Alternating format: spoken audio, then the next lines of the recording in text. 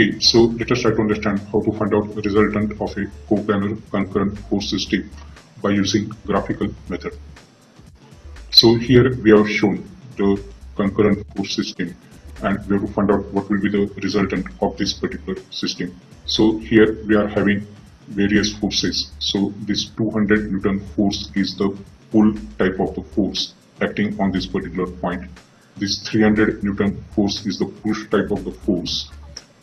Then this 500 Newton force is the pull type of the force and 400 Newton force is the push type of the force. Now the space between these particular forces is divided by using the Gauss notation. So this A, B, C and D, these are known as the Gauss notation. According to the Gauss notation, we can say that this AB is representing this force of 200 Newton, which is of pull type. Similarly, BC is representing this 300 Newton force, which is of push type. Then this CD represent this 500 Newton force, which is of pull type.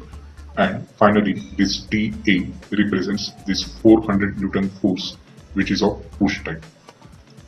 Now, let us try to understand how to find out the resultant of this particular system.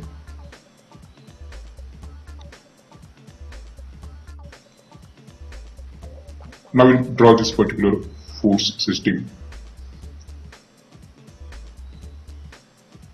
Now, as we have already seen, this is the space diagram and the angle between these two forces.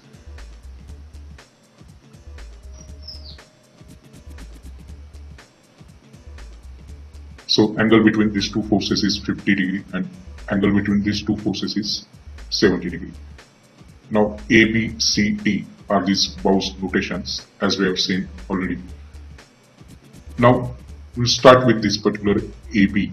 So AB is representing this 200 Newton force. So we'll take some suitable force diagram scale or vector diagram scale. Suppose we'll take 1 centimeter is equal to 100 Newton. Then we can say that this 200 divided by 100, that is 2 centimeter, will be the length by which we will be representing this particular force.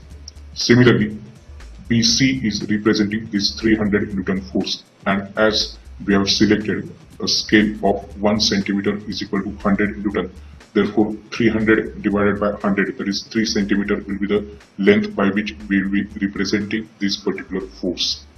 Similarly, this CD will be representing this 500 Newton force, that is 5 centimeter, and DA will be representing this 400 Newton force, that is 4 centimeter by scale. So let us start with this particular diagram, that is the force diagram or vector diagram. So the first force is 200 and that is represented by this AB by 2 centimeter. So we'll draw this 2 centimeter length. Then so the first force that we have drawn is of 2 centimeter length parallel to this particular 200 Newton force. The second force is BC. Draw a line parallel to this 300 Newton force, that is 3 centimeter by scale. The next force will be this particular force. So draw a line parallel to this 500 Newton force by 5 centimeter. So this length will be 5 centimeter. Then from this point, draw a line parallel to this 400 Newton force by 4 centimeter. So once again try to understand this. So this 200 Newton force is represented by AB. So A to B, that vector is 2 centimeter. Then BC, that vector is representing this 300 Newton force. So it is 3 centimeter in the downward direction. Then this CD vector will be parallel to this particular, that is 500 Newton force and by 5 centimeter. And then from this to this particular vector is of 400 divided by 100, that is 4 centimeter length.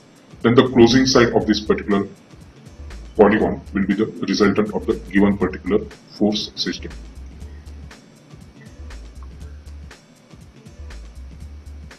So AB, then C, D and A dash. Now give the arrows, appropriate arrows to this particular diagram. Then this is the closing side, and this A dash will be the resultant of the given particular force system graphically.